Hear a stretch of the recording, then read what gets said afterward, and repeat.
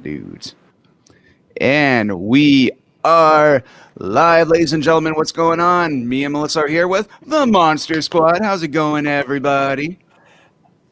Hanging in there, doing good. How you guys doing? Oh, I'm doing great, man. Especially because you guys are here. This is just amazing.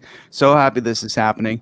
Um, Before we even begin talking about the past, we should talk a little bit about the future for those everyone just joining right now.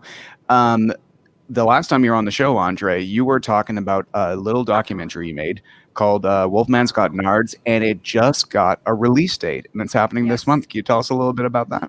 Yeah, that did. We were kind of in the embargo of not being able to talk about a release date right when, last time we hung out on your show. But Yeah. yeah, it got released a couple days ago. October 27th is going to be the main VOD and Blu-ray DVD release date, which is kind of awesome. It's pretty good timing. Nice. I She like should it. be working for, people on Halloween weekend that either are not having Halloween activities, or if they are having Halloween activities, they can, they can order that. They can download it digitally on iTunes. That link is out there now, or they can pre-order the Blu-ray on Amazon and a couple other places. Or you can just rent it and download it on whatever your preferred VOD platform is, be it Amazon, iTunes, Comcast, Dish, Spectrum, all that good stuff. Amazing. And Ryan, we have never met before until tonight.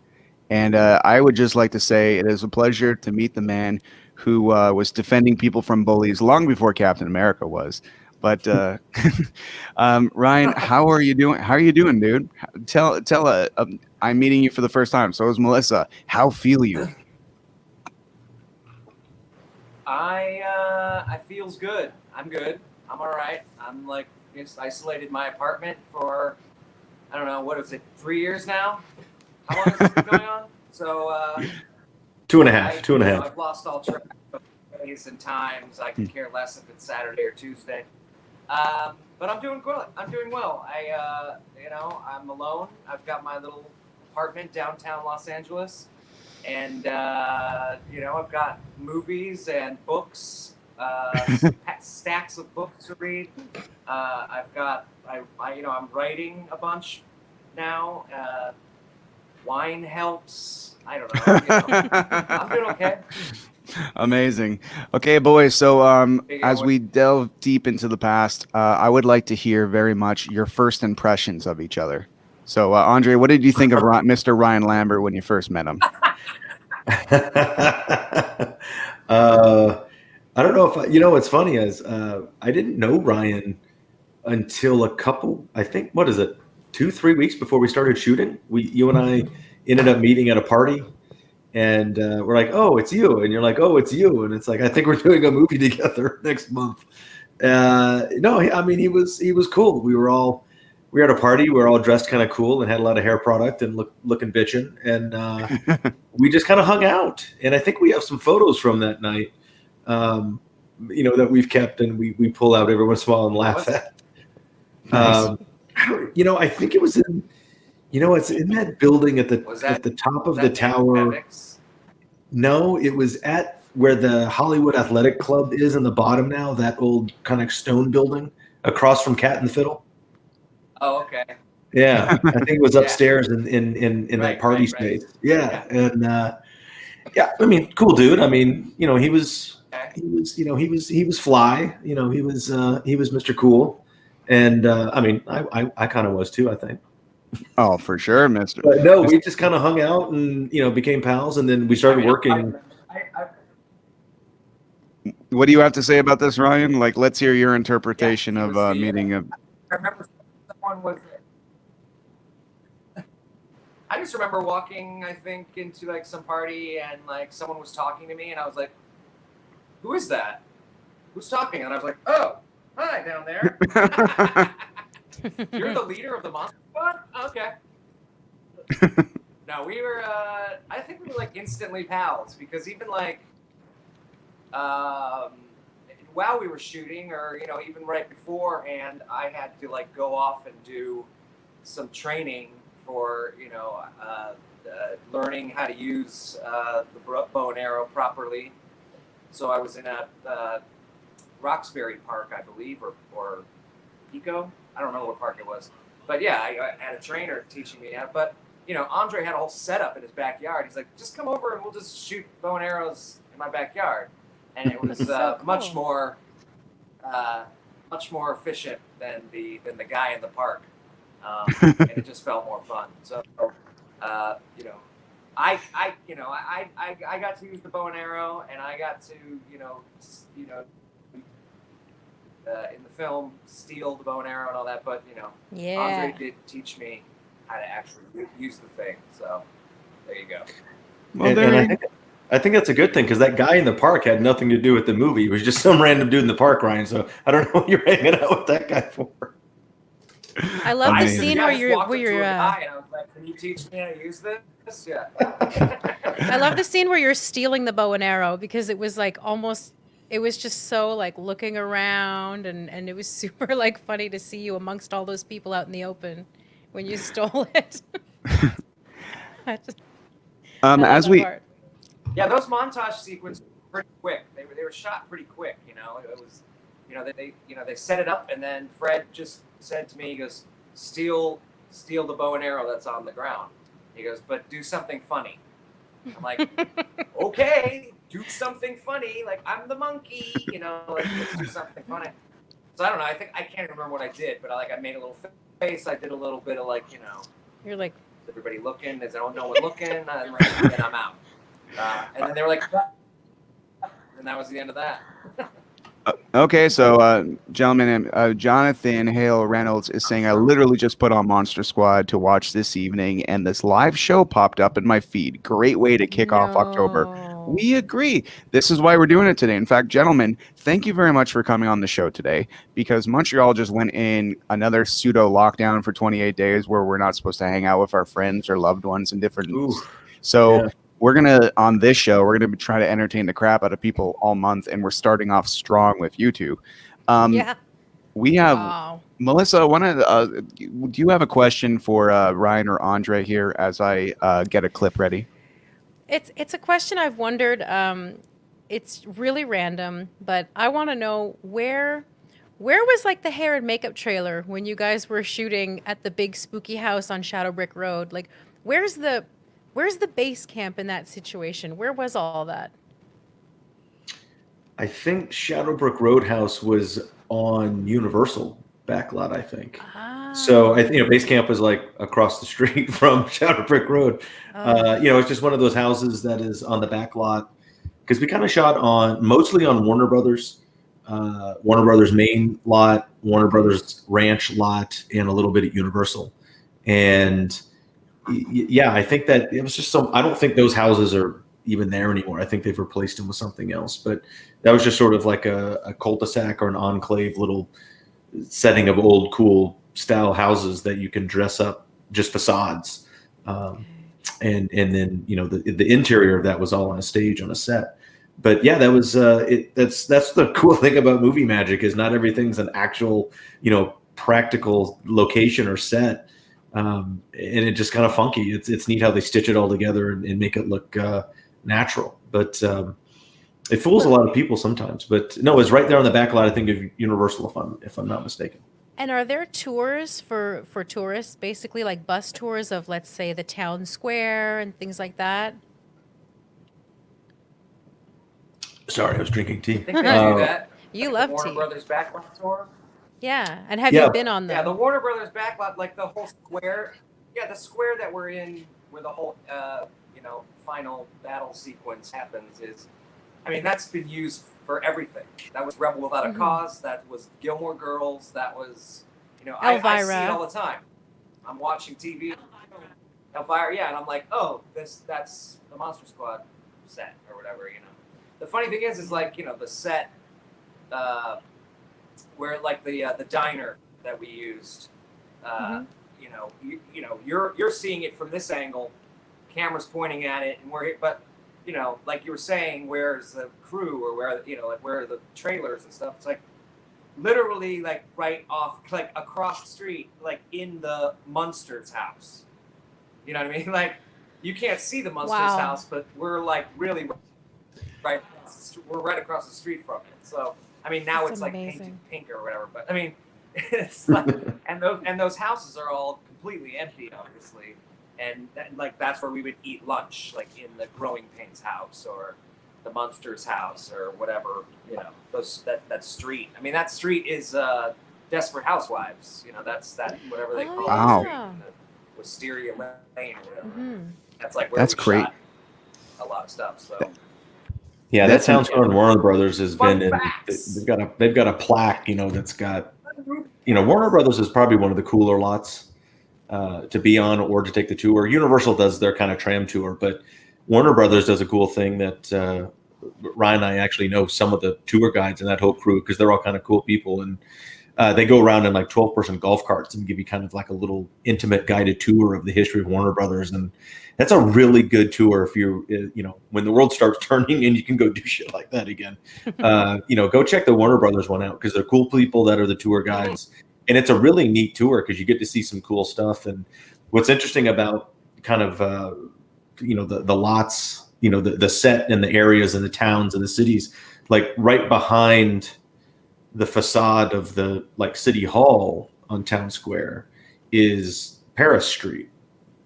And so Paris Street, it's like a, you know, a block or two of what you would think, you know, mid-century Paris would be. Mm. And that's actually where they shot Casablanca.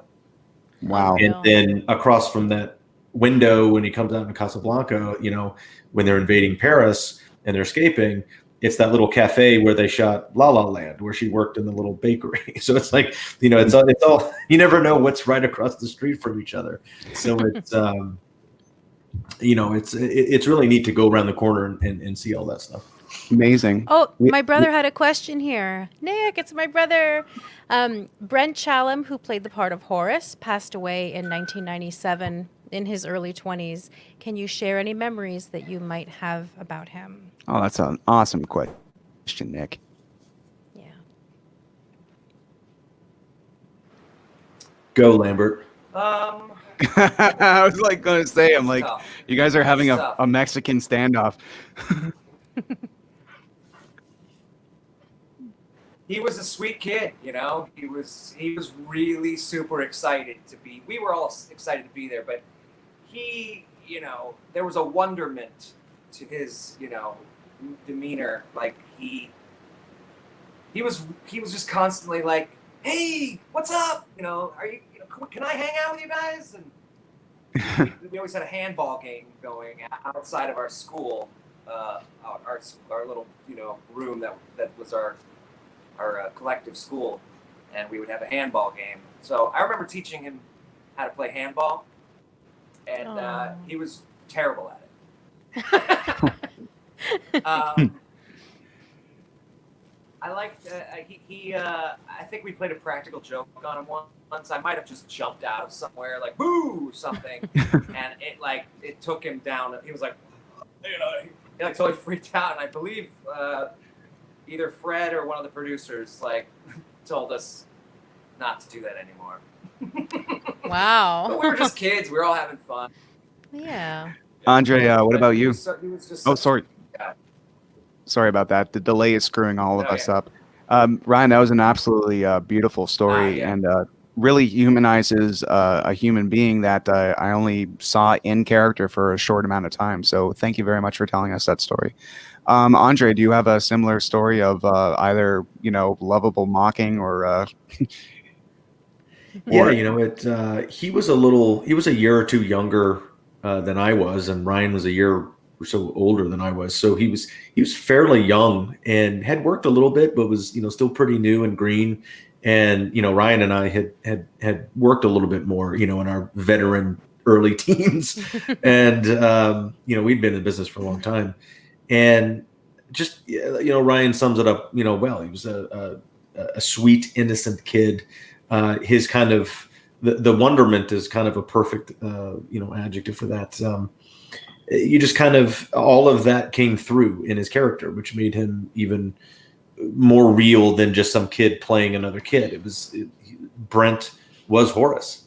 and it wasn't like there was no facade there really, or no kind of like mugging it up or trying to create something out of that's artifice or anything. It was all kind of real and natural, just came through them. And I think that's what really resonated with a lot of the fans that connected with Brent as Horace. And that's everybody's one of their favorite characters, that they're like, Horace is the badass, and Rudy's the cool kid, and Horace ends up being the badass.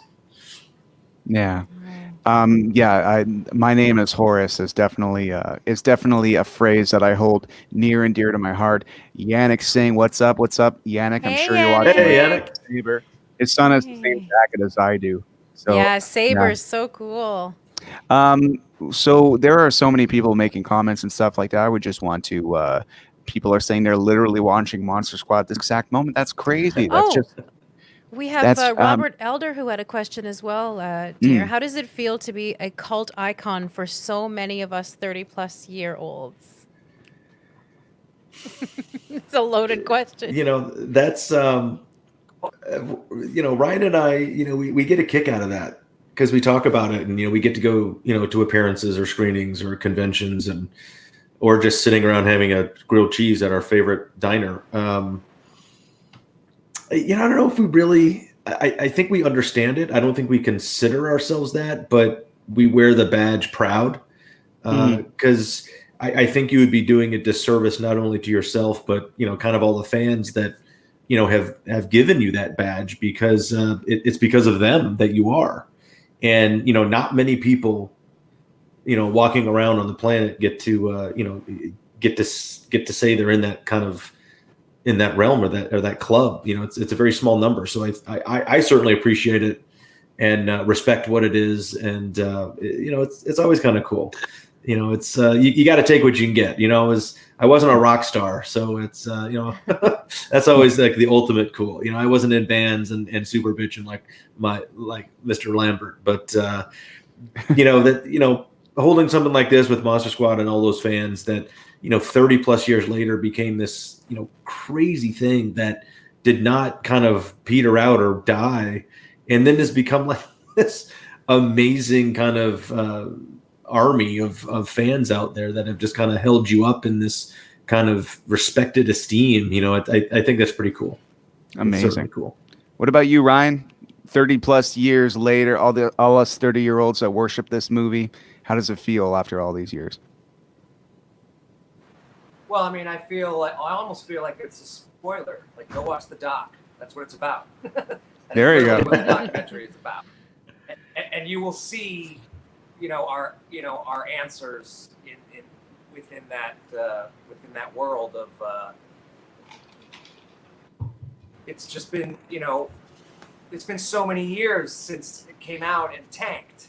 So for us, we're like, I didn't have the VHS for years watching it. I never even thought about it. I'm like, I'm going to go off and play music, and I'm going to be in bands and stuff. And then eventually someone, it was Eric Vespi from, Ain't It Cool News and Alamo Draft House in Austin, Texas, said, we're going to do a screening. And I was like, who's this? What? For what? And they're like, we're going to do a screening of the Monster Squad. And we were like, and I was like, why? Like, that's a terrible idea. Like, there's going to be like 4 people there. Well, we got there, and it was Easter weekend, I think. And there were 2 completely sold out screenings. And that was the first time after all these years where I was like, wait, what? Like, people still watch this shit? Like this is crazy.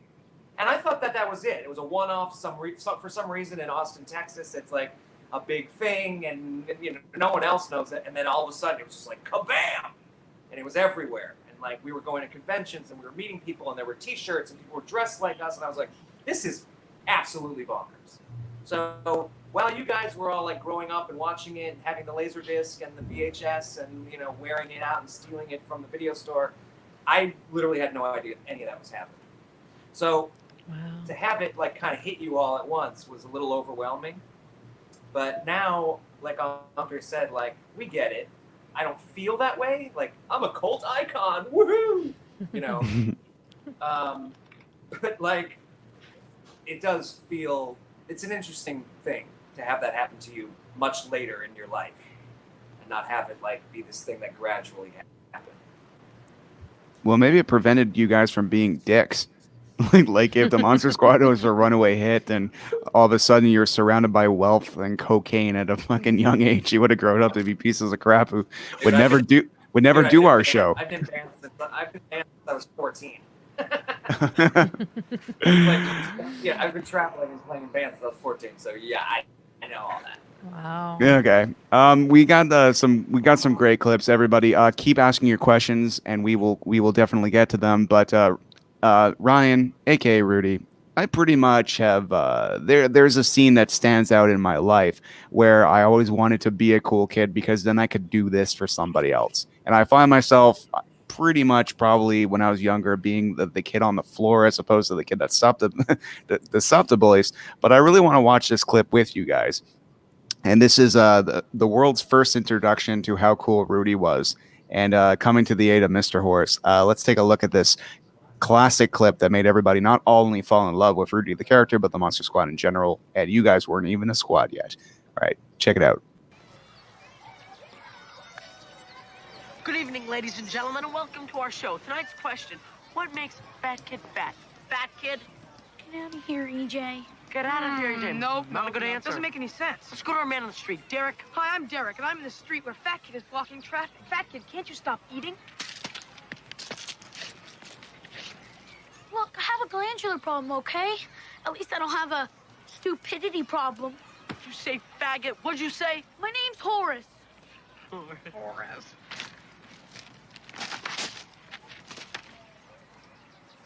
Oops. I tore it. I guess I must have a stupidity problem. What'd you say, faggot? What'd you say? Shit, you're an asshole.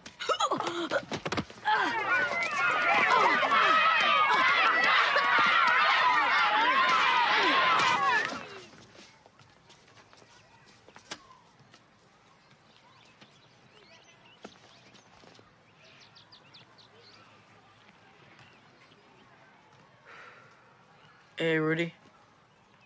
EJ? See, you met my friend Horace.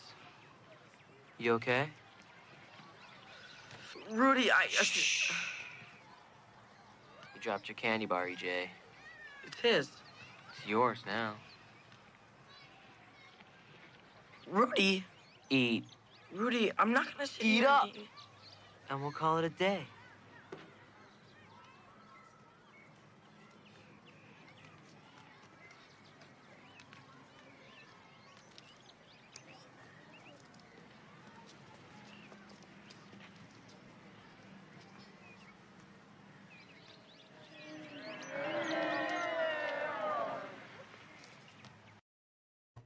Love that satisfied look he has on his face.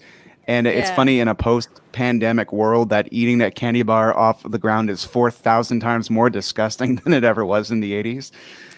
Nick asks, what was Jason Hervey like on the set, and is he still attached to the Monster Squad at all? Well, I had known Jason for years, and then we all grew up kind of in the industry together, and even after Monster Squad, Ryan, Lambert, and Jason got super tight and hung out a ton, and we were all just pals because you're kind of around each other all the time. He's a great face on camera. He's a great presence in a scene, and he always plays great roles. And he's been off developing shows and producing stuff for the last 10 or 20 years. And I've seen him recently, once or twice, but I haven't seen him a ton.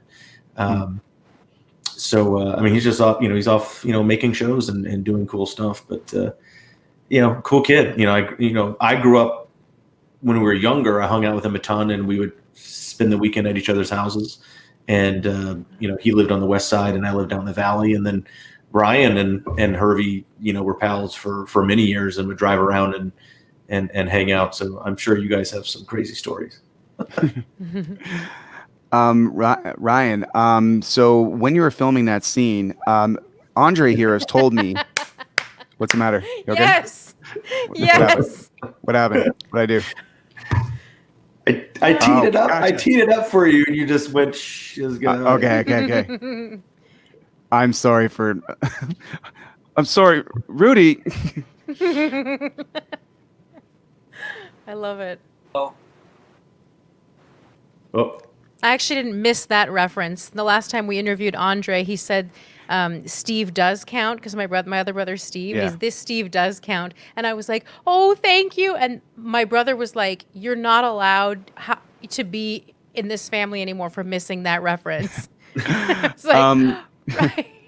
The reason why I'm bringing all this up is that Andre has told us that you have a backstory for Rudy that you don't really see on screen, but you as an actor had a complete backstory of his methods and why he does what he does, why he stood up to Horace. For Horace, I would love to hear your interpretation of that scene. Yeah.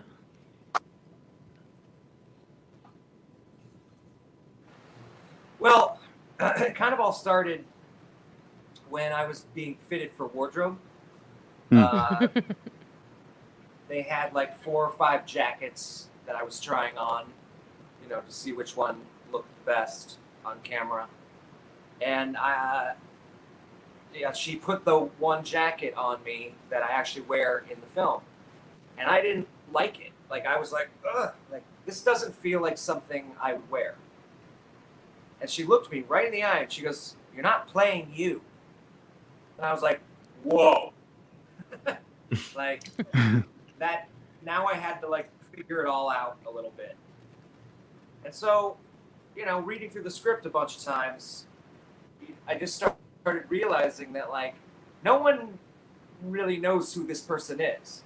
You see Sean, you see his mom, you see his dad, you see his sister, you see the family. Dysfunctional as they may be, you see what's happening in their lives. You kind of can guess the rest of the kids. You get to see Eugene's father, but it's just there's so much. There were so many rumors within the script, in the dialogue. I heard he killed his dad. He's like, what? So you just kind of have to figure it out. Where you can say like, oh, he's, maybe he's like Bender from the Breakfast Club, like his dad. So smoke him up, But I always thought like, well, let's not worry about that part about it necessarily. But like, take the jacket off, take the the smoke out of his mouth, put his hair down a little bit, and he's just a kid that like probably just is lonely, wants friends, and somehow knows a shit ton about monsters more than a monster club. And how to kill them. He knew all the answers. He knew where all the maybe he studied them before because he knew like I'm getting in this club. I'm getting in this thing. And he did have obviously like he was defending Horace, so like he had like something there was something in him that's just like was drawing him to these particular kids, even though he was older. And then of course when he discovered Patrick's sister, I mean that was a no-brainer. He's like, I'm definitely in this, whatever the hell this is. I'm staying. But yeah, I always feel like everyone's like, oh, he's so cool. Like people say like, oh, James Dean's character in Rebel Without a Cause is so cool. It's like, not at all. Watch that movie again. Zero cool. Like he's a loner and a crazy person. He's not like this like super cool, badass dude. Kind of becomes one a little bit, but it's sort of out of circumstance. He has to like put on a persona. So like to me, like Rudy was wearing a, not just me wearing a wardrobe, but like Rudy as a person was wearing a costume.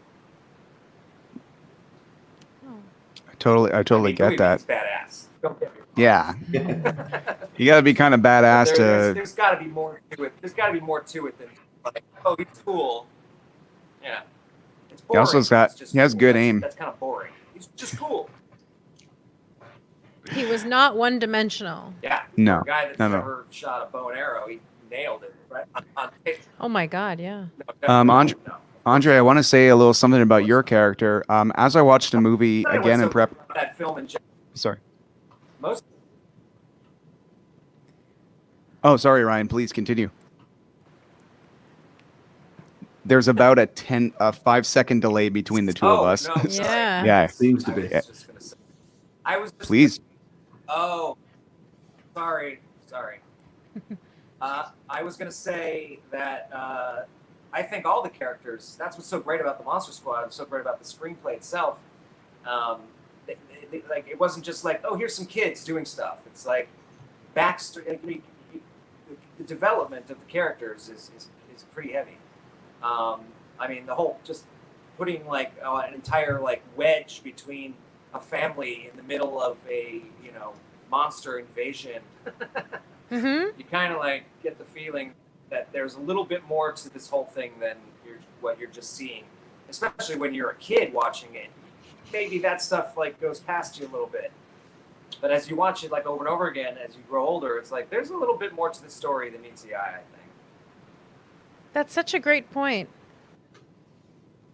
I know that when I was watching it growing up, I would gravitate towards the kids, and now that I'm older, I can kind of see the arguing between Sean's parents.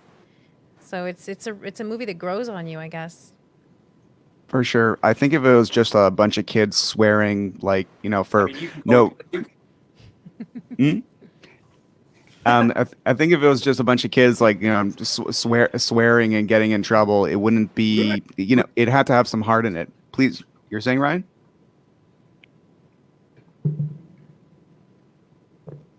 Rudy, if you notice, Rudy never, ever calls him fat kid. Nope. And he doesn't swear. Oh yeah. I think he We says say he's a goddamn dork. club. He says, yeah. That's about it. But like, yeah, I don't consider that swearing, but yeah, I guess.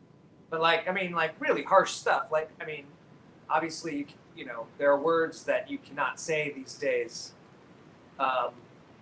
especially in film, but in life in general, like they've become bad words, and they've always been bad words. But in the '80s, that's what kids talked like. That's how they talked, As shitty as that sounds, that's just the way it was. By the way, Yannick's son, Saber, who's awesome, is asking if you smoked a real cigarette in that scene.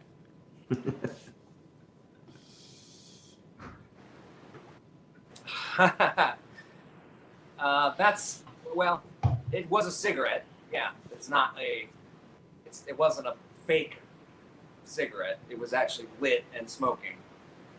Yeah. There's a little bit of a secret in there, but I'm gonna probably keep that to myself because the prop guy was an old man, and I'm sure, God bless him, he's probably not of this world anymore. But I don't want to like get him in trouble still. That's all I'll say. Okay. Hey, Andre, when I was rewatching this movie, I kind of realized that, nobody wants to be the leader, but somebody has to. And it seems that you've taken a lot of the traits that Sean did in real life, where you're like, well, I'm going to direct a film. and you got to kind of be the leader that no one wants to be, because you have to wrangle everybody together. But what I want to do right now is watch this scene with you guys when you guys decide to become not a monster club, but a squad, and how the world needs you to get your shit together and to fight these monsters. And I realize, I'm like, this is my favorite scene of Sean in the entire movie for sure, because it takes somebody has to light the match, and you definitely did it. So everybody on the internet right now, let's check out this classic scene where a club becomes a squad. Okay, we're all here. What's the deal? Yeah, what the hell's Monster Squad? It's us. We're the Monster Squad. Since when? Since now. What's a squad? It's like Miami Vice, I think. Look, I think there's monsters, like real ones. I heard my dad talking on the telephone to a guy down at the police station. There was a guy screaming he was a werewolf, and they shot him. Then the body disappeared from the coroner van. The coroner guy was dead. So what? He got shot and a werewolf took his body? No, you peenhead, he was a werewolf. Maybe. But if they shot him... It must have been regular bullets, not silver ones. Look, I know this will sound pretty stupid, but a mummy disappeared from the museum tonight. Mummy came in my house. And you guys, Dracula might be here too. Oh man, fat kid farted. Can't you hold it? God damn it, would you shut up? Did you hear a word I said? The guys are dead. Get a clue? Something's out there and it's killing people. And if it's monsters, nobody's gonna do a thing about it but us. So what do we do? I think this book might be important. Look, it's Van Helsing's diary. My mom said they found it in an old house on Shadowbrook Road.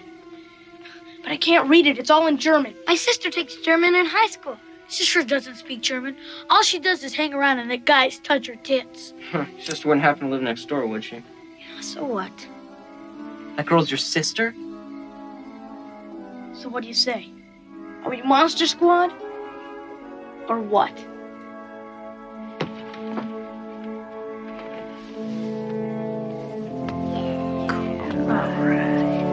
How does that dog get up here anyway? I love that line. How does that dog get up here anyway? It's absolutely amazing. I know. Guy. Thanks for enduring that, guys, because I know you've seen these clips probably a billion times, especially you, Andre, with your documentary. But everybody online, I just love. Every time I watch these clips, I feel the same way I did when I was a kid, where I'm like, there's something special happening in this movie, and the comedic timing, just adding that line. How does that dog get up here anyway? Was that like an overdub, or was that like in script? Yeah, I think that was actually on the page, and everybody always asks, how does Pete get up there? And they just cut it out, but we actually they shot the scene like there's a dumbwaiter, so we hoist him up in a dumbwaiter, and like we pull him up on a pulley, which is kind of rad, which I think Fred totally stole from which Bond movie was it, when he goes up the cliff face and he has to go up, and then I was like, hey, that's a dumbwaiter. I was like, I know where he got that from, because Fred's a big Bond guy. Yeah, I mean, it's one of those scenes that, that's where the kind of group and the story takes a turn, because things are real. Ryan alluded to it earlier about the backstory and actually the character development of everybody in the movie, especially the squad members.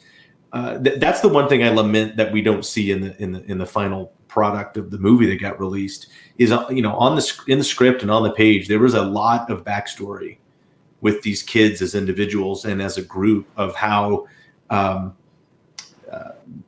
tight knit that they were with each other, how knowledgeable they were of the monster lore and the literature and the history and comic books and how everything ties together.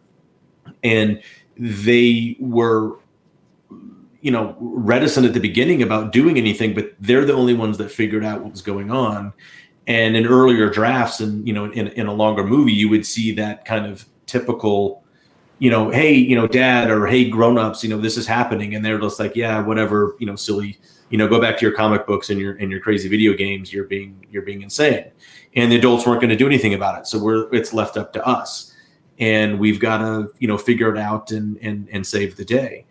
We don't get a lot of that, but it's kind of implied, and it's in between the lines now with everything there. But I wish we had seen a little bit more of the development between the kids, of really what they knew and how much they, really gave a crap about the things they cared about, which made them dorky and misfits and, be able to gravitate towards each other because they weren't cool enough to hang out with the cool kids. And but they're the ones that end up saving the day. Amazing, dude. We have so many questions, and I want to ask you both about this. My buddy Mark Fabrizi, coolest dude in the world, looks like a young Luke Perry. He says, if a sequel were to have ever happened, what do you think could have been the storyline? Bride of Frankenstein appearance, maybe? Bride's a great character. That'd be hot.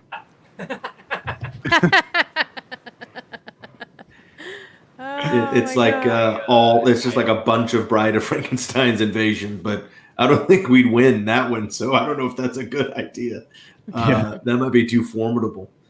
Look, I mean, everybody's talked about, reboots, remakes, and actually, the core fans, that are in the Monster Squad fan base, would they'd like a sequel. And what would that be? I love everybody's takes on it. Everybody's like, well, I think you need to fight Jason and Freddy, or we always toy, we like we should grow up and fly jet aircraft and fight Godzilla. But I think I always wanted to actually be friends with Godzilla, because Godzilla's not a bad guy. Yeah, he destroys towns, but like all those other kaiju would destroy Japan if Godzilla didn't come and take care of business. So Godzilla would be kind of like a Frankenstein in a sequel. He'd be on our side. Look, there's a neat way to do it. I think there's a cool story out there if it was done right. I'm winking, nodding to Lambert, but we've talked about it over the time, and there's some cool stuff out there. I think if anybody ever did make a sequel to it, it's important that you actually, it's opposite of studio think, but you have to make it for the original fans, and don't worry about a wider audience, because you're going to do a disservice to that original core. And I think you need to give it to them first, and then let them bring in other people, or other people find it. And I think there's some great stuff. Like I said, there's a lot of stuff missing, in the first movie, or the first movie in the Monster Squad, that you can fill in some holes. We got a lot of payoffs that we didn't know were payoffs because we never got the setup, and vice versa. Some big, giant stuff that Shane and Fred wanted to do on the page. I think you could do that, in a new context. Yeah. And I think there's a great way to, bring the story back around. And I think the most important thing of it is that it's a passing of the torch type thing. Amazing. Hey, Ryan, we haven't, we got to get some more words from you and perspectives. I would love to hear your opinion on this. Someone said Tim Ryan says we need Monster Squad action figures. I'd buy them up. I would buy them up too. I want a Rudy action figure. Did fans ever make you a Rudy action figure? Yeah, I've seen a few. Some are just like, they look like a refitted Star Wars action figure from the 70s. So it's just like a stick, they just painted like on it. And then like full blown, like in the package, like all buff with like, all the accessories, and off to the side, like there was a beer and a cigarette and a bow and arrow and a steak or whatever. And literally looks nothing like me, of course. But I think the coolest one was one time we were at a convention, and someone brought up a 2-pack of Sean and Rudy Funko Pop. And I was like, whoa! I mean, it literally, like, they had it custom made. Funko Pop didn't do, run off Monster Squad Funkos, but like it literally looked no different than a regular Funko Pop. It was like the real deal. It was like, wow. And that was wow. I think you can see Funko Pop is online if you want to look at it. There's some pictures on my Instagram that I took, cool. So you can go on. Funko Pop should do it. I don't know why there's not a full really line. cool. It's Spirit Halloween. Really cool. Amazing. So Nick Alianos, Melissa's brother, he was saying, are we ever closer? Yes, this is the answer to the last one and to Nick's question. Yeah, exactly. Yeah. So are there any closer to, has anyone ever brought up like a toy line or anything like that officially? Or is that all hush hush? I think there's two reasons that, no, it's not hush hush. I don't think there's not. Okay. I think there's kind of two kind of parallel answers here. One is no one makes action figures to movies that aren't successes. Okay. No one made, the Ishtar double action figure, yeah. So, Ishtar. I mean, they just didn't. And I wish. although that'd be kind of cool to have. I'd buy that in a second. I know you would. right. But and the other thing is, I think some people would have, jumped in on, like a little niche thing or, a short run, especially in the last 10 or 12 years with this kind of resurgence. I think it's a rights issue.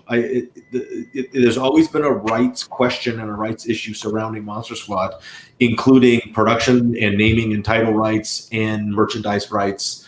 It's just no one really knows where that lies. Yeah. And there's even, sort of even to this day right now, with the current studio that says we own the rights to the Monster Squad, it's kind of a weird thing when other people say, okay, prove it. And so it's it's one of those weird things. But hopefully in the next year or two, there could be some movement on something with rights and clearances and things like that. I just think people have been, shied away or kind of, distanced from that mostly because of a rights thing. And then, like Lambert said, mainly because, you don't make action figures on a movie that didn't do well. I guess so, but sometimes they will make Funko Pops of cult classics and stuff. I mean, like I'm surprised actual Funko Pop, the company, has not reached out and done this because there's definitely an audience for it, and that's where I think the rights thing comes in.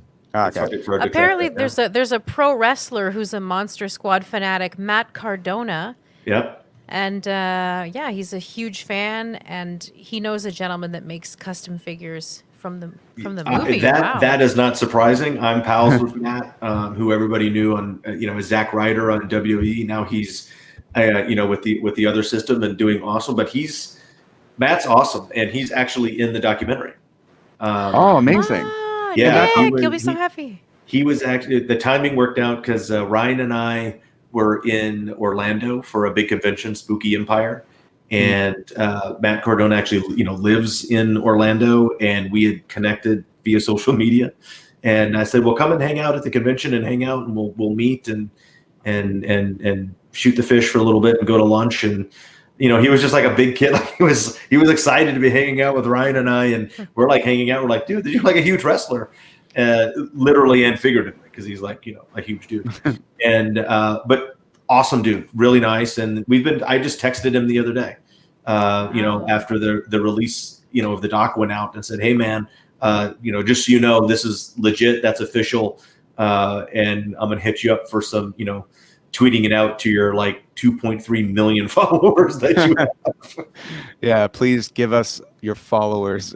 And maybe a toy line will happen if. Yeah, but he's a big collector. Like he's a big movie buff, and especially 80s stuff and collectibles. And he has like an unboxing show. Like he's insane. He's like he's always on the move, like doing stuff and collecting things, and it's pretty awesome. He's a really cool dude, though. I'm glad he's a pal.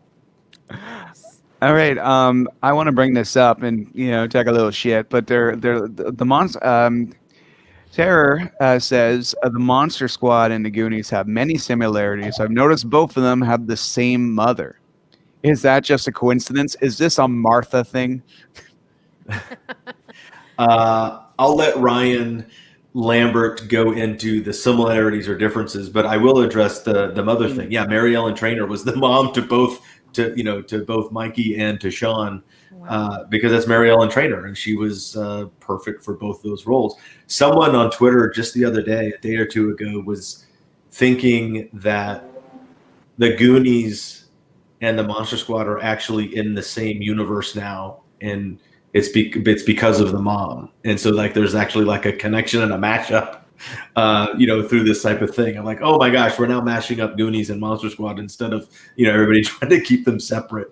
But yeah, that's neat that, everybody's actors. Like you just read for roles and you get them. And, she ended up being, she's always the newscaster or the mom or the psychiatrist, or, she always plays these great roles, and, she looks great on camera and she nails it every time. So Ryan, what do you think about the similarities that people seem to see in the Monster Squad and the Goonies, and now Stranger Things, which I think they borrow a little bit of that kind of stuff too? A bunch of swearing kids versus some monsters.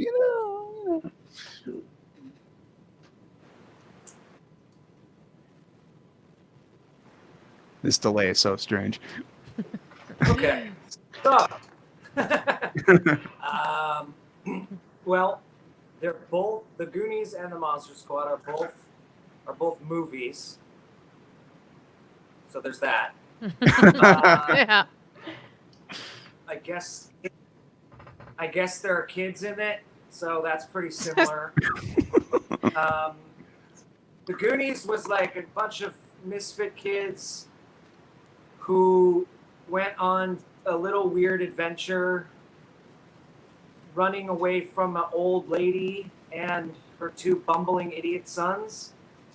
And I believe their goal was to find some sort of treasure so that they could save their town from becoming a golf course. I think I've got that right. The Monster Squad is about a group of kids who battle Dracula to save the world. So I don't know the similar. And the thing is, people always ask me who would win in a fight, the Goonies or the Monster Squad. And I'm Monster like, Squad. You mean like if they were fighting each other? Like why would they fight each other? They're both good guys, but it's an obvious answer. Like the Monster Squad would destroy those little shits. And, there's no way that they could. I mean, I guess we're outnumbered. We're outnumbered, maybe. But They would have them we eating magic chocolate on off our the side floor. now. Like we have like vortexes, and we could just go bye. Yeah. All right. Oh my, yeah. Everybody asks about like the. If maybe if we teamed up and fought monsters, but they don't have. Yeah, they don't have the fighting skills. We're fighting monsters here. We're physically killing creatures. And if we teamed up, they would just be standing behind us going, "Oh my God, what's happening?" I think an interesting thing in a comparison, not to kind of besmirch the Goonies and that script, because all the kids are great. They're all friends. Like we all grew up with those kids, and they're awesome people. So it's not like a personal thing. I was engaged in a conversation either on another podcast or something not too long ago about the difference in the way the kids actually treat each other and their kind of connection and bond. And it seems like everybody was in there, sort of in similar positions. But it was an interesting hot take if you separate how we view Horace and how they view Chunk. And it was an interesting conversation that someone was talking about, that it's actually like the truffle shuffle, like nobody else makes him do that but his own pals. Like they make him do that before he can do anything. Yeah. And they get off and they giggle and they laugh because he's funny. And I think Chunk, played by Jeff Cohen, who's now a very successful entertainment attorney, and doesn't look like none of us look like we do as kids, but it was kind of interesting. This person was kind of drilling down into the fact that they didn't really treat Chunk well. Like they didn't have his back. Like there was like, you can't do that until we make fun of you and then you can come inside or something. I was like, that's not really kind of like, we call Horace fat kid, but we're the only ones that can do that and get away with it. Because he's in our group and in our squad, that becomes a squad. And I thought it was an interesting take. So I'll leave it up to fans and listeners and followers to run with that. Not that we're trying to compare and contrast or make us better than the other thing, but I think it was a little more authentic from the kids' point of view and the group dynamic that we had, perhaps than they maybe came across in their script. Me and my best friend Jason, who is my Patrick to myself, Sean. Definitely, we were the two, and then my buddy Marco is definitely the Rudy of that group. Jason just had a kid this year, just a few months ago, and his name's Grayson, and Melissa and I are his godkids and stuff like that. So years from now, godparents. So years from now, he can watch this broadcast and he could be like, "Hey, my godparents are kind of cool." Yeah, because they talk to cool people. So I don't want to keep you guys all night because Andre, I know you have something else after this. I'm good for a while. Let's keep having fun for a little bit. Excellent. All right. So, here's a good question. Tammy Coleman saying, in the church part where Ryan bumps into Andre, did he really hurt him?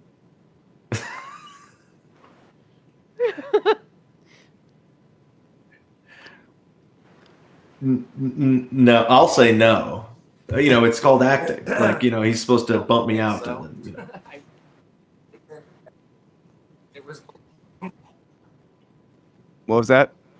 it's it's just blocking. It's like I'm gonna bump you a little bit. It's just blocking, It's just the way. Also, there's ways to do that where it's not as it looks better on film than it did when we were actually doing it. It's more dramatic, I think, in the film. But I probably just nudged him a little bit. But it just looks like I almost knocked his ass over. I still can't believe that, Andre, you auditioned for Rudy, the role of Rudy. Yeah. Ryan, did you audition for any other roles besides Rudy? No. No. The backstory to that little fun tidbit is, initially coming out of kind of the, agent and casting director submissions that was, if you had looked at sort of my body of work leading right up to Monster Squad, that was obviously the role that I would read for in this ensemble movie, because I had been the cool kid in the other groups and, the leather jacket and the good hair. And I screen tested for Rudy, and I remember it vividly. And, they called, a couple weeks after all the screen tests and final auditions and said, "Hey, you got that movie you read for." And I was like, "Great, which one?" Because, when you're us back in that day, you're reading for 1 or 2 or 4 a day. And they're like, "No, the Monster Squad, that monster movie." I was like, "Awesome." And they're like, "Yeah, but you didn't get the role that you auditioned for." And that's usually a terrible thing to hear, because it usually means a shittier role, right? Yeah. It usually means something small. You're and Horace. I was like, "Oh, I got cast as Derek or something." And, which would have been fine. But they said, "No, you got the lead." I was like, "No, I wanted to be Rudy." But look, You got this great role named EJ. That's Great right. role. You come in, make a presence. You get to eat a lot. That's right. You eat a lot of Snickers. I always put it this way. I think everybody ended up exactly where they should have been, and I know exactly why I did not get cast as Rudy. Could I have played Rudy? Sure. Would I have been okay at it? Yeah, I would have been okay. It would have been fun, and I probably been a little more, campy, with that. I know exactly why I did not get cast as Rudy. It's because Ryan Lambert went in to that screen test and absolutely nailed it, that gave the whole room no other choice. Like, he is Rudy. And I we've talked about it for years, and I know the story behind it, but that's exactly why he's Rudy, because he walked in there and absolutely hammered it and gave them no other choice, for Rudy. Just like Duncan Regehr did for the role of Dracula. There was other huge actors and unknown actors that are now huge that read for Dracula, and Duncan Regehr, it's about being in the room and bringing it home and nailing it. And that's what Ryan did when he read for Rudy. And, I was fortunate enough that they apparently liked something and said, "Well, I'll tell you what, let's take the jacket off him. Let's, cut his hair, make him as dorky as possible, and he can be the leader." So I was like, that I think it worked out just fine. I still can't believe who was up for the role of Dracula. You told us last time. You have to, I still find it hard to believe. At the time in '86 was a relatively unknown Irish actor named Liam Neeson. Oh my God. Oh my God. That just blows my mind. Who I dig, because the year or two before, he was in Krull, which is, I love Krull. I haven't seen Krull yet. I really want to. I love 80s action adventures that involve swords and dragons and crap, and Yeah, especially ones that no one watched, like Willow. That's right. I have an The affinity for fantasy movies that no one likes. adventure. So just to was a Monster Squad sequel ever written? Maybe once the film received cult status. Not officially. Okay. Not officially. I know Fred and Shane would probably bang out a draft of a sequel if someone wanted them to. They've had those conversations with studios and other things. Again, it's a rights issue. And it just doesn't work out. There's been a couple fits and starts. Ryan's heard this story a bazillion times, but he's part of it because we kind of batted it back and forth for a while as we spent so much time with each other the last 10 years. There's a really cool sequel story. It's not a screenplay. It's a really cool sequel story on a laptop that would be a really cool follow up to it because it has all the things that we think should be in there, and it's pretty neat. Amazing. Oh my God! Please let that happen. Ryan, since we have you on the line, and I've never had you on the show before, I would really like to. Someone is bringing this up. Jonathan says after the live show is over, everyone should go on YouTube and look up Ryan Lambert singing "With or Without You" on Kids Incorporated. It's 80s greatness. Ryan, tell me about being on Kids Incorporated. And make sure you cut me off because there's a lag. And when I don't keep talking, it gets strange. So talk any second. Oh, hell. Tonight's question: why is Fat Kid fat? Kids Fat Kid. Incorporated was a show on television.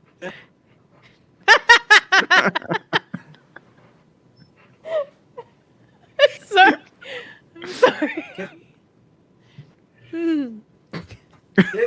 Kids Incorporated. It's a thing. Kids Incorporated was a show. I was on it. Sure, go on YouTube and check it out. Good stuff. Okay. All you want. I don't care. I don't think it's making fun. I'll show you some videos of me singing yesterday. I'm pretty sure they're hilarious. It's something we have to bring up, and it's a little bit of an animosity between the two of you, agreeing about the factual statement of how many monsters Rudy in fact killed in this movie. Now, Yes. yeah, let us talk about the confirmed kills, Ryan and Andre. So Ryan, you say 5, and Andre, you are shaking your head in dismay. Like you are the 4. You said confirmed. Okay, confirmed kills. Let us view said kills in this clip, and we and the audience will decide tonight once and for all how many monsters got popped by Rudy that night. Here we go.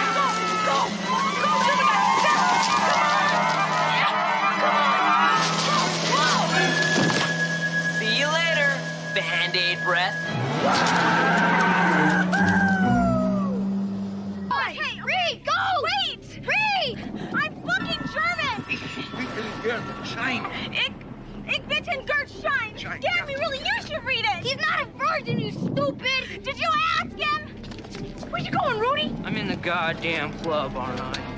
I don't believe it.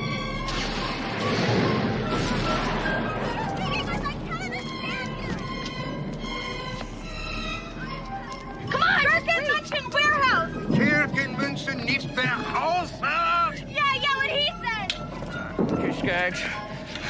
Come and get it. I don't believe this.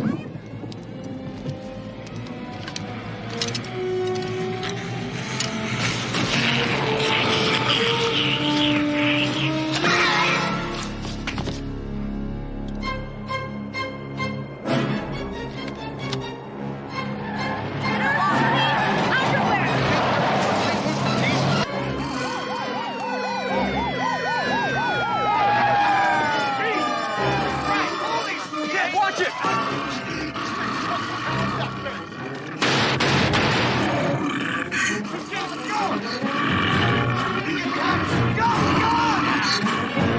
Are you absolutely sure that she is...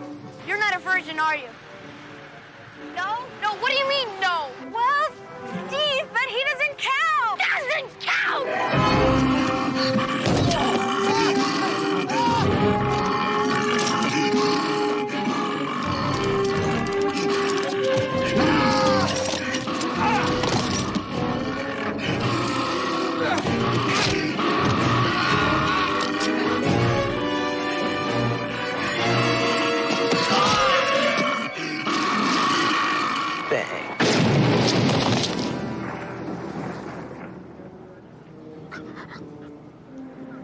God.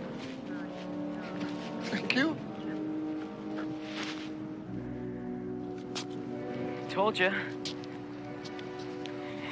Only one way to kill a werewolf. He killed Uncle Rico.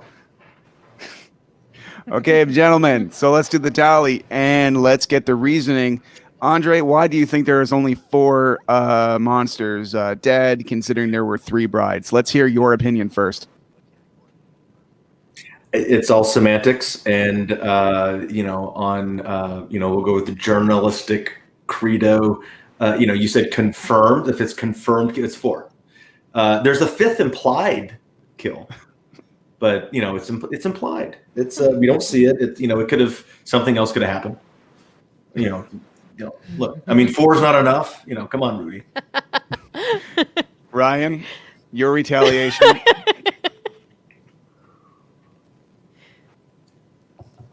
I'm going to change this, actually, now that I'm thinking about it a little more. I'm going to say 6. Oh. Because there's the 3 vamp chicks, the mummy, the Wolfman, and the man who is the Wolfman. So now it's 6. Oh. Oh man. No, same guy. I give you the implied 5th one. I give you the implied 5th one, maybe. You don't get 6 because it's the same guy. Come on. Nick, yes, Patrick did help. He made business. Wolfman, he's the man. I killed the man. But you didn't shoot him twice. Oh my God! See, this is what we do all day long. You didn't do this. I always give him grief because he got to kill all of them. Well, I think everybody in a Monster Squad helped out a little bit because Horace shot the Gill Man from Creature of the Black Lagoon. Phoebe let go, so she killed Frankenstein right there. I mean, if she was a stronger child, Frankenstein would still be with us. Let's just. Good Lord! Oh my God! She didn't kill Frankenstein. He went into the other world. Tenderly. I know. Right now. And then Sean got the granddaddy, the head vampire. So yeah, it's a good kill. It's a good kill. You were dragged in your high tops across the street and managed to kill not Liam Neeson very successfully. Gentlemen, this has been absolutely amazing. I hope you guys have just a little bit more time because we do have a lot more other questions coming in. Yeah, and there are so many people that this movie is beloved to everybody who sees it, especially maybe not everybody saw it, but they saw it eventually. And the ones that do, I always gravitated to the fact that all my friends didn't see it. And it was that kind of like, that great secret that I could show them, like that cool band. If everybody liked this band, it was cooler to like this band. and I know that Ryan, you're not only a music fan, but you're a musician.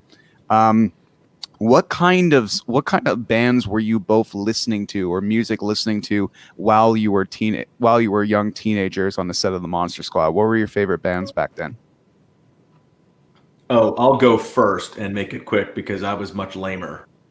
Oh shit! Much more lame. At that time it was 86, 87. I loved kind of 80s radio, but we were fortunate enough to also live in LA, so we had the initial, we got some radio play from New Wave, like from K-Rock. And so, I loved New Wave type stuff too, Duran Duran, The Cure, Depeche Mode. Ooh. On top of all, Michael Jackson and, Paula Abdul and all the other fun stuff that was on the radio. So we got exposed to, to a lot of it. Ryan Lambert is much cooler because his music knowledge is vast and much more cool. And, he was listening to cooler music at that time. So I'll let him take it from there. I think that's good music, though. I like that music too. Yeah, I listen to it to this day, I still listen to almost every genre of music there is. My dad is sort of an aficionado of 50s and 60s and 70s rock and soul. So there was constantly records spinning in our house, being introduced to everything you can possibly imagine. But when I finally, grew up and discovered my own, identity as a music lover, I really gravitated towards a lot of like early 80s Los Angeles punk rock bands. Black Flag, X, Circle Jerks, TSOL. It was all that stuff, and a lot of British punk stuff too, and New York CBGB stuff, Debbie Harry, Elvis Costello, the Ramones, of course, and stuff like that. But I was also listening to weird, crazy voodoo jazz music, and like Andre said, it was of the time. So we also liked Madonna, Huey Lewis and the News, the Beastie Boys was kind of like my jam style. I saw the Beastie Boys open for Madonna on a Virgin tour. And they Lord. And then a year or two later, the third row, I think, at the Universal Amphitheater. Yeah. Yeah, and then a year or two later, I went to. Oh Jesus! Oh no! Sorry, I'm stepping on him, but he's going to say the same thing. It's the fucking internet. It's okay. The Beastie Boys had a dual concert with Run DMC. Whoa! And cool. Ryan and I went to that at the. He went a couple times. I only went once, but that was at the Greek Theater. That was a rad show.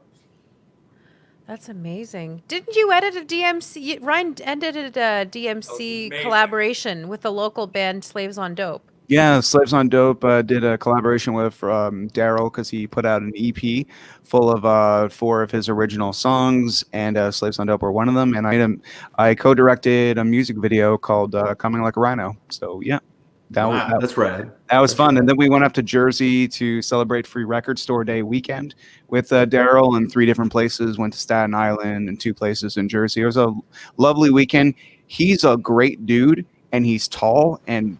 Lord, the gun show on him, man. He is a fit individual. He is the king of rock and lifting. I don't know. I'm not good with puns. You're saying, Melissa, say something to these. Yes, the gun show. Yes, perhaps he should call the vet because those pythons are sick. That's all I got. Wow! Oh, wow! Instant classic right there. I love dad jokes. Okay. Amazing. I can't believe that, Ryan. I can't believe you got to. Oh my merciful Lord! I know this is not Monster Squad topic, Ryan, but can you please tell me about the visceral audience reaction that Madonna's fans had to the Beastie Boys on the on that tour? Because the I've heard stories from their interviews, her interviews. Like apparently that just did not go very well in general. But how was it for you in the audience? Like, did the audience like the Beasties back then?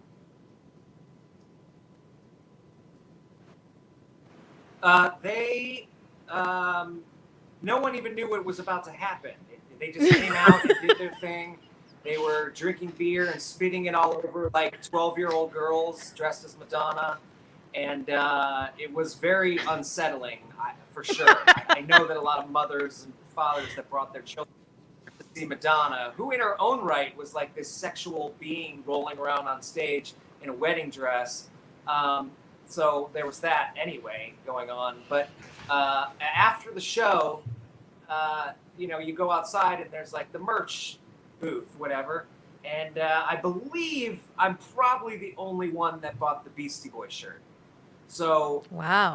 I wore that till it integrated off of my body because I just worship them to death. And I now to this day, I wish I would have also bought the Madonna T-shirt because that was probably pretty cool too, the design or whatever of it, and just have it as a vintage thing.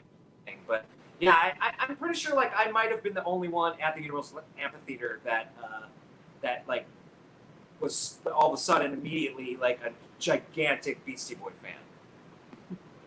Okay, cool. Oh, sorry, Melissa. Do you have something to say? I was just curious about because growing up, we had a Monster Squad to talk about with our friends and cousins and brothers and sisters. You guys didn't have a Monster Squad growing up because you are the Monster Squad. So what were the movies that you were like, oh my God, this movie, I've seen it like a zillion times. I worship this movie.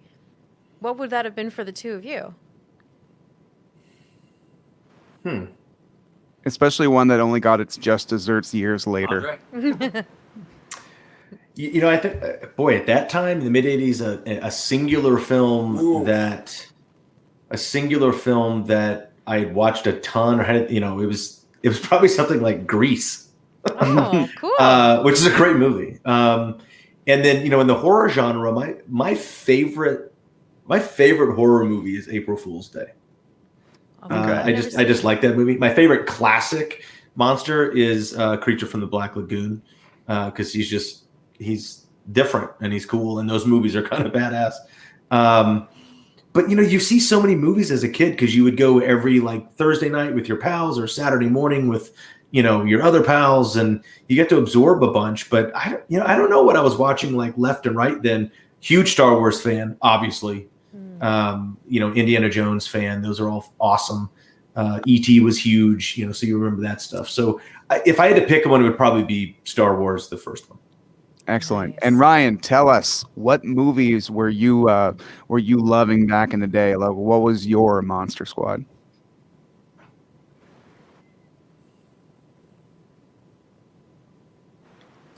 I like devoured everything I possibly could. I was a big TV head as well. So, and I was like one of those kids that sat there and watched PBS, and I worshipped Doctor Who when I was a kid. Oh. Scooby-Doo was amazing. All those like Hanna-Barbera stuff. Obviously Star Wars. Star Wars came out when I was 6. They made that movie for me. I had all the action figures and all that stuff. A little bit later, obviously, all the Spielberg stuff. Indiana Jones, obviously, was huge. I mean, people like, these things became like these iconic things, and Indiana Jones, Star Wars, E.T. But like when we were kids and they were making them and we would go see them, it wasn't like how it is today, where it's like we had never seen anything like this before. Like nothing had ever looked like that on screen. So we couldn't believe what we were seeing. It was amazing. Now kids are like, I'm going to go see the Avengers, and yay, that was good, I guess. We were like, what the fuck is this? This is insanity. And Star Wars was like, even my dad, who took me, was like, oh my God, what are we watching? This is crazy. So it was a little more like magical and a wondrous thing when we were kids. So It's those so things really true. stick with you. Yeah. Yeah. That's a good point. Nick's bringing up something very cool. Both Melissa and Nick had a cop father when they were young. Yeah. John is still with us, of course, but he was a police detective back in the day. So Stephen Mocht was great in the movie. He played both a very believable detective as well as a very believable father. Any thoughts about him? I always thought he was just such a very deep and kind of heavy, skilled actor, because he is. And I never met him before. I'd never seen anything he'd been in, leading up to actually playing his son in a movie and him playing my father. But he was really just, a tough, good actor and deep. If that's that's probably the only thing I can describe, because he's good. He's good at what he does. He knows what he's doing, and he was a veteran. He'd worked a ton. Just because I didn't see what he did didn't mean he wasn't doing good stuff. And but he was also a father at the time. So, he knew how to treat kids and be that father figure, but also, be a professional around. And then he and I kind of just clicked, I think, because I really like the couple scenes that we have together. Oh, yeah. I think the father son stuff is interesting. But yeah, he really plays that. And again, this is something that we don't quite get enough of in the movie, that how worn out this relationship is and how stressed out these parents are, in dealing with these kids. And, they have this fight, but we only see like 20 seconds of the fight. Like they shot like a 10-minute fight scene, and it was supposed to be featured more, but we only see it, through my perspective. But a lot of people don't catch, later on in the movie after, they fought and he has to leave and he's not holding up his end of the agreement, because some weird shit's happening in the town, and he's burnt out, and he's scruffy, and he's like, I can't, this is the last thing I need right now is, a werewolf, or a mummy disappearing. And, he's not believing any of it. And like, no one does. And he's like, what the hell? But a lot of people don't catch that fight wasn't their first fight. That fight was actually supposed to be their last fight. Because as you come down later, when all the shit's going down, there's luggage at the door and she's leaving. Yes. Yeah. She's going through the closet and everything. She's going through the closet, she's packing, and there's luggage at the door when he runs in to find out where we are and talk to me on the walkie-talkie. Like, she's leaving. And then, of course, like a guy getting blown up in her driveway and like a bat turning in front, I guess changes her mind for a second. Mm-hmm. But yeah, I mean, that's a whole other movie. I want to see all of that cut footage of the Dell and Emily stuff where they're just knockout dragging, killing it. It's crazy. Me too. And Tim Ryan is saying the running time for the Monster Squad was really short, was much cut out of the story that you remember. Well, we just talked about the relationship between the mom and the dad, but I also remember you mentioning the last time we were on the show about the attack on Dracula's castle originally was much bigger, much longer. There was much detail to it. Was there any other scenes that you remember filming being very fond of that didn't that hit the cutting room floor, unfortunately? Yeah, kind of one main one, which is unfortunate, and it will tie into something Melissa will like. It's at Shadow Brick Road house. Yes. And that scene was supposed to be much more complex and different and multi-leveled, like literally multi-leveled, almost like a video game. And when we go to each level, we run into a different, creature or monster. And it was originally supposed to come in, and we see this guy there, and we don't know who he is. And he's like, "Oh, well, maybe you can help me." I think it was saying he was Van Helsing's grandson or something. And he's like, "But can you come in the house and like help? I'm looking, for something here." And he leads us down into like this catacombs of this place. But on our way, we walk past this mirror, and my character actually looks in the mirror and sees everybody there except for him. Oh, wow. And if you remember, that would have been a payoff, because we got the setup with Scary German Guy, says, if I was a vampire, I wouldn't have a reflection. It's a very basic setup that we see, and then we start running in this crazy house that has underground kind of catacombs, and that reminds me of an episode of Scooby-Doo. Like we're just running all over the place trying to escape, and we can't get out. And that actor apparently was on set to play that role, and it was time and budget or whatever, but they just kind of rewrote it and mashed it all together. And he never got on camera as that guy, and that was Liam Neeson also. What the heck? So we almost had a Liam Neeson in a cut. That's kind of funny. That reminds me of Trauma Studios, Trauma Entertainment. We're going to make a movie called The First Turn On, and some young pop star, some young singer showed up to play the role, and the other guy who was making the movie said, she doesn't really fit the bill for a grandfather, but she's like, guys, I'm going to be a really big deal, and she a grandmother, and they're like, nah, but she's not right for the role, and that turned out to be Madonna. So Trauma Entertainment would have had like a DVD that could have said starring Madonna, but no. But no. No. Ryan, do you have a deleted scene that you shot that got cut and you were kind of sad about it? Maybe the death of a third bride, Hattie, kitten. There is more to a scene where I put my arm around Lisa Fuller, Patrick's sister, after all the madness is over. That is also a confirmation that Rudy gets the girl.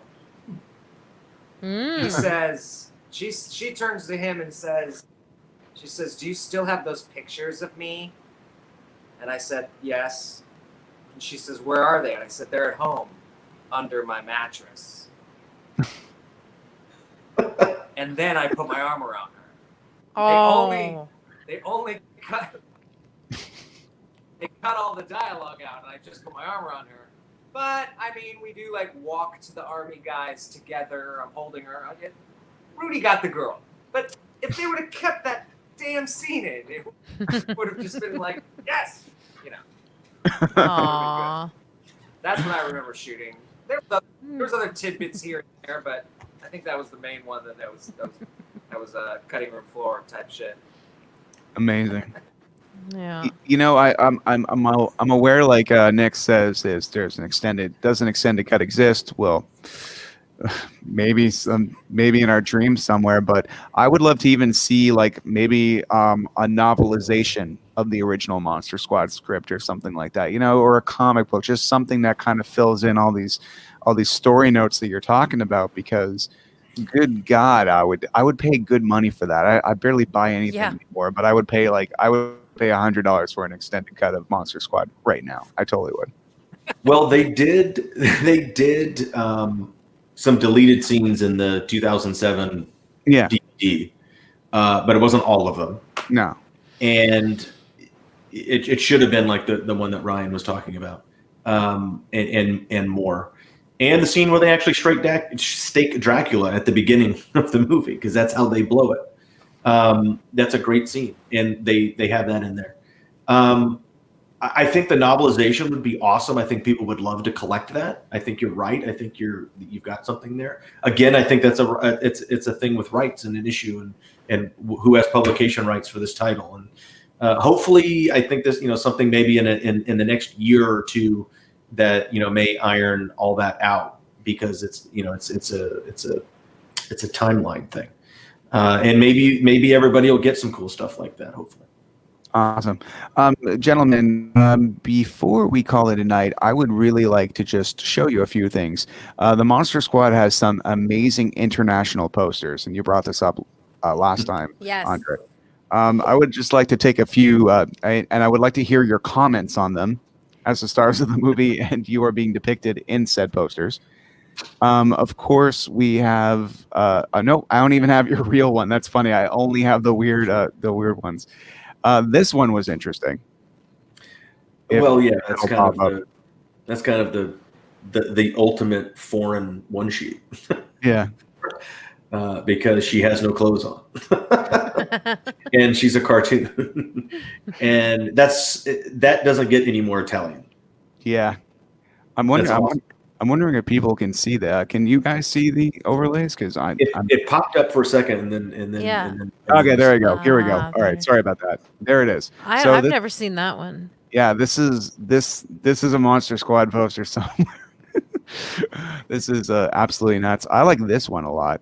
I thought this one's pretty cool. Yeah, that's cool. That's actually a artistic. Vance Kelly is a well-known artist that made that art piece in, I believe, 2016, 17. Wow. And that was a big seller for him. That's one of my favorites. That's really cool. That's a Vance Kelly print.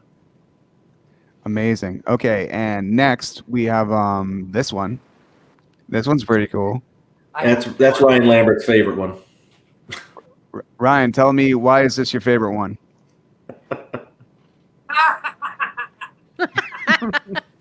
The Monster Squad, starring young Hilary Swank. That's why he likes that one. He thinks I look like Hilary Swank. No. Which I'm fine with, because Hilary Swank is gorgeous to me. Maybe her little brother or something. Yeah, I'm always fine with it. I don't know what this. I mean, I get it. Brent looks a little kind of weird and corny, and Ryan looks like, yeah. Ryan always says he looks like Tommy Lee Jones there. Okay, and what about this one? That one's pretty rad. That one is, that's got to be. What is that one? I don't know where that one's from. But yeah, that's a funky one too. Between all the international one sheets and some of the like the Japan and Korean one are just really neat, very very of the era. And the European ones, the Spanish one's pretty bitchin'. That's the German, or that's the Dutch or the German one. Monster Bus, of course. That's so cool. Which one's this one? I thought this was awesome. That's Spain. That one's a really neat poster. Yeah, it's Spain or Mexico. I think it's Spain. Well, there's one I know that is one of your particular favorite ones, and it has a great factoid of why. And I saved this one for last. Andre, tell everybody why this is your favorite Monster Squad poster. Well, I think it should be. That's the Australian one sheet, and it's the only one that has the hero of the movie on it. It's the only one that has Phoebe. Aww. It's true. People forget that Phoebe's the actual hero of the movie because, if she didn't read from that book, no matter how many 5 or 4 confirmed kills that Ryan had got there, they wouldn't have really gone anywhere without Dracula being sucked into that hole. So that's right. So and it's actually kind of a cool poster. Also, it's got some movement and some design. What was that, Ryan? 6. 6 confirmed kills. No, 4. He killed the werewolf and Uncle Rico from Napoleon Dynamite. That's it. We didn't start a new thing here. Damn it, Stick! Stop! Don't reinforce this. This is not good. Now I have to deal with this. Everybody, you have to remember that the actor who played Uncle Rico in the Monster Squad, the werewolf. The werewolf in the Monster Squad was played by Uncle Rico in Napoleon Dynamite, so I'm sure that a lot of you don't know that factoid. Andre, you told us that last time, and Melissa and I, when we do the dishes every now and then, we're like, can you believe the werewolf's Uncle Rico? I know, right? Like, it's crazy. Oh my God, that just blew my mind too. I never even knew. John Grease, who's probably one of the best character actors ever, is also my favorite thing he did is Laszlo in Real Genius, but he's also an ex-agency pal of Liam Neeson in Taken. Oh my God! Do you think Liam Neeson is like? Do you think this? Liam Neeson is bitter about his experience on Monster Squad? Where they're like, "Hey, Mr. Neeson, I heard you're almost on Monster Squad." Monster Squad, you say? Huh? I waited on that set all day for them. I was supposed to play a man who was invisible in the mirror, but they didn't seem to have time for me. That's a good Neeson. That's Yeah, why there thank you. needs to be a sequel. People will lose their minds for it, and then if Liam Neeson Starring shows up, like Liam Neeson. no, as like his Dracula's brother or something, and then he says something like, "You never could handle this properly," or it's something. No, And no, I know. real fans will know. I know what happens. Liam Neeson's daughter gets taken by Dracula, and he gets a phone call. He doesn't have a particular set of skills. Amazing. Guys, this has been absolutely awesome. I believe we had the time frame, and I really want to I really want to respect that timeline and not wear out a welcome. So you guys will come back on the show one day. Guys, thank you so much for coming on. This is a crazy time in the world. And I think we all need something to look forward to and have some fun. And thank you for having fun with us and everyone else who is commenting. This is all about us tonight, Monster Squad fans. So thank you very much for this. Yeah, well, thanks for having us and me again. I appreciate it. We'll come on anytime. It's fun to hang out and chat, and everybody stay safe and stay well. And we'll all get to hang out again soon. But we're going to take you up on that. You have to understand, if you say that, we are going to take you up on that. Oh, that's totally fine. That's fine. I love it. I mean, I can't wait for you guys to see the doc. When Wolfman's Got Nards comes out. Where and when? That's so VOD and Blu-ray DVD actual release date is October 27th in US and Canada. So amazing. In shape. And but right now you can actually pre-order the Blu-ray on Amazon and a couple other places along with the DVD. The iTunes pre-order link just went live yesterday if you're a digital download type person. So you can pre-order all that now. And it's waiting for you on the 27th, and you'll be the first people to get it. Or you can wait till the 27th and purchase or rent on any of your VOD platforms, whether it's Dish Network or Spectrum or Comcast or whatever your cable services or Telus. And so, I can't wait for you guys to, finally see it because we've talked about it twice. Yeah. Maybe we'll come back on after you do get to see it. And we can talk about another movie. Yeah. Please, I could talk Monster Squad day and night, and really with the new platform, it's all about these amazing people who are watching, commenting. It's all about them. And one of the amazing people watching is a gentleman who's bigger and handsomer than me, named Nick Gallianos, and it's his birthday in a few days. So originally, this broadcast, I'm going to say right now, was if we did it last week, we would have celebrated Melissa's birthday. And if we did it next week, we would have celebrated Nick's birthday. So happy birthday to the Gallianos children. Yeah, absolutely. Happy birthday. Oh, thank you. Yeah, happy birthday in advance, Nick. Amazing. With that, as we go, everybody, we're going to play a trailer for Wolfman's Got Nards coming out for the first time in a long time. Hold on, I'll give you, here's a little treat. Ready? Yeah. Happy birthday to you. Happy birthday to you. Happy birthday, dear Melissa. Happy birthday to you.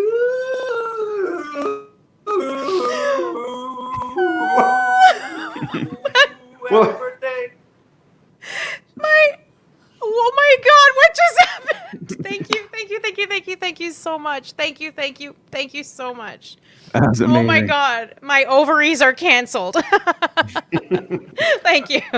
Lovely. Such a huge crush on Rudy growing up, and that's just, words are failing me, so thank you. Thank you. Amazing. All right, everybody, check out this. We're going to be getting going, everybody, but check out this trailer for Wolfman's Got Nards. The Monster Squad legacy lives on in the fans, and that's what this movie is about. So let's take a look at this trailer for Wolfman's Got Nards. And if we don't see you after, we love you. Take it easy. It's just something that I've always known. I can always go back to it. It's helped me through some really hard times. That emotional comfort of coming home. That safe net when I didn't feel safe. It takes me back to my childhood every single time. It's like hearing that great rock song when you get your first kiss or something. You always are going to remember it. How many of you had never seen Monster Squad before tonight? You're welcome. The seed for the movie was, I want to do the Little Rascals Meet the Universal Monsters. Scaring the hell out of kids seemed like a great idea, and then the laughs played against that. It was a crazy time. Everything happened very fast. This is probably the biggest thing I'm ever going to do. I didn't know that this would be such a formative beginning. When Dracula lifted her up, He hissed at me. I didn't have a lot of work to do because she was actually terrified. On an opening night, we went to all the theaters that it was playing in. I will not forget that. It was a huge hit.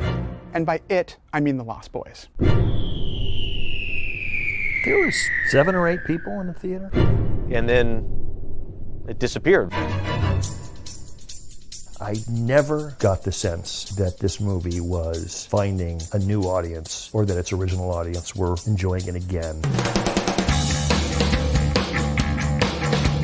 The first time I ever saw Monster Squad, I was at a sleepover party at a friend of mine. It was on HBO. Every time we go to the video store, that's what I'd rent. I even had a bootleg DVD. The word got out. Everything we had seen up till then had all been kid stuff, and this was the first taste of something dangerous. These kids are real kids. We were a part of the squad. we went to school with them, and we are them. this movie resonates. They put up the ticket saying Monster Squad Reunion. It sold out real fast. Wait, you know this movie?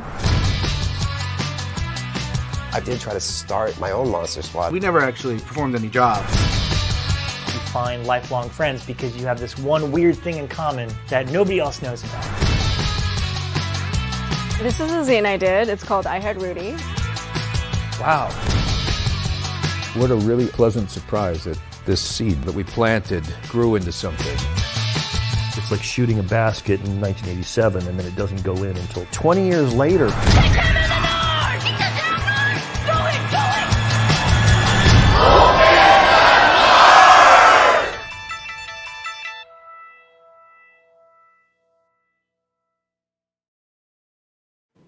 Amazing. Everybody check out that movie Yes. at the end of the month. Make Yes. sure. And hey, buying is voting, remember. So, yeah, you can maybe, if you're crapped, you have your websites, but seriously, go to VOD and stuff like that because the people who worked hard on this movie for years and stuff like that, your purchases matter. So support great art such as this, and I look forward to figuring out how VOD works, just so I can make sure that I give this movie its just desserts. Just right before we go, Ryan, do you have anything to say to your fans that have followed you all these years and dig your stuff?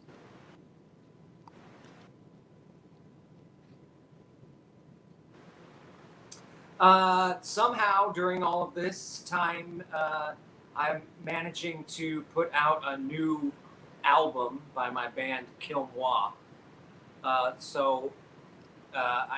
Maybe November, probably the end of November, December, we'll see. But if you follow me on Instagram or any of those things, Ryan Lambert 111 is my Instagram. So you can follow me and you'll definitely see when that album is actually being released. I'm pretty proud of it. Maybe the best thing I've ever done. It's very bizarre in the sense that it's not traditional rock. There's like a 4-piece horn section. It's kind of insane. Throwback to like Wings, maybe 70s, like big band stuff. But yeah, that's pretty much what I'm doing. I'm writing some stuff and otherwise, like screenplay stuff. And then we got the doc. So our plates are full over here. Amazing. And Andre, something you want to say to the fans or where people can check you out online and stuff like that and make this sweet. Yeah. Nick pre-ordered on Amazon. Sweet. Thank you, Nick. That's awesome. Look, I do want you guys to see the doc, and I do want to come back if you'll have me, and we'll talk about it specifically because to see what you guys think. All the things that you were talking about, what Monster Squad is and the fan base, that's what the doc's about. And Ryan Lambert always likes to say, he's like, don't ask the question, just watch the doc. Like, that's what it is. That's exactly what it's about. It's about, the reason these fans connected and kept this movie alive and, how it impacted them and changed them in some way, shape, or form. But what's cool about the doc, please follow @thesquaddoc, go to the website, watch the trailer again, share all the media that's getting it. Please retweet because It's not easy to get a movie out. We have a great distribution partner with Gravitas Ventures, and my studio partner, Pilgrim Media Group, and my company Fitter Piper, which made the doc. It's hard to get it out there, and it's going to be another Monster Squad type of story. It's about the fans, but the fans are going to be the ones that make this documentary, a success, and as much as it can be. And it's about them and for them and by them and because of them. And that's what's rad about it. So please follow that, and tell a friend. Retweet, post, whatever you can to get the exposure out. That's the shameless ask and the shameless plug, because a handful of people put a lot of work into this, and there's no way I could have done it myself. Between people like Henry McComas and Wes Caldwell, and even people like Ashley Bank and Ryan Lambert, who were troopers for 10 or 11 months dealing with another case of me being an insufferable know-it-all, bossing them around, telling them what to do for so long, and dragging them all over the country. And Ryan and I went to London, but it's really kind of some special stuff. And working on the doc kind of changed us as well. And so any of your support on the doc is actually support of those cool people. It's not just about me. It's not about us as the cast, but it's about cool people like Ryan. And what's great about the doc is nobody touched this movie or worked on it in any way, shape, or form that doesn't have a connection to the Monster Squad, which is very rare in movie making. Everybody's either a fan or they worked on it, had a thing. And Ryan mentioned, he's working on a new album with, one of his bands, Kill Moi, which is awesome, rad music. And what's neat about half of the soundtrack in Wolfman's Got Nards is from Ryan Lambert's bands. Oh, no way. Cool. So you hear their stuff in the background. There, he was very cool, and his bandmates were gracious enough to allow us to have the music in there, and that means even more, because it's all staying together. Everybody's still connected. Amazing. All right, everybody. Well, without further ado, we shall end the broadcast tonight. But the Monster Squad lives on in Wolfman, God Nards. So take it easy, everybody. Thank you for watching the show. Share this around and show it to some Monster Squad fans. Check out Wolfman's Got Nards. I cannot wait to see it because I keep rewatching Monster Squad to just sometimes I'll see something else in a scene or something, and it's just more. Everyone wants more, so I'm really looking forward to it. All right. Thank you so much. Have a good night, everybody.